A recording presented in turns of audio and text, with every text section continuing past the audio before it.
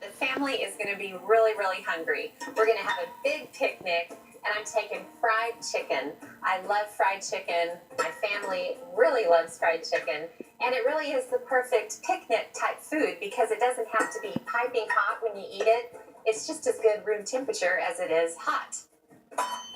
I'm going to start by making the coating for the fried chicken. I've got 5 cups of flour, and I'll just add a whole bunch of seasonings. Seasoned salt, of course. And then a little bit of paprika. I'm going to add some cayenne pepper, not too much, just enough to add a little heat. Some ground thyme, and then plenty of salt and pepper. That looks pretty well seasoned.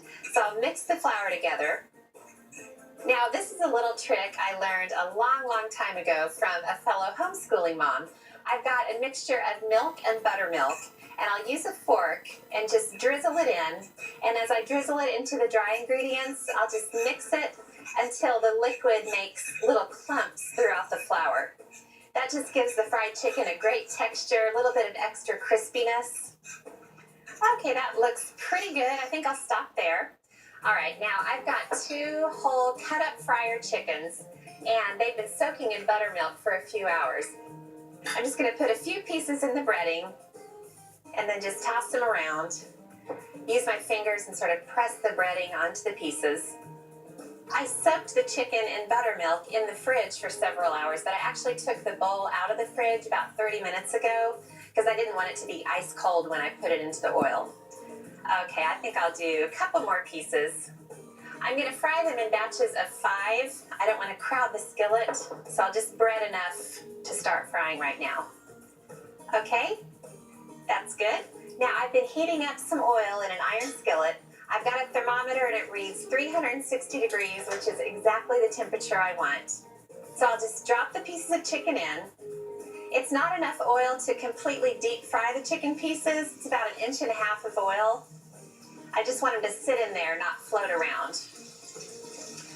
All right, I'll just get them in there really carefully. I usually try to put the skin side down. All right, got them in there.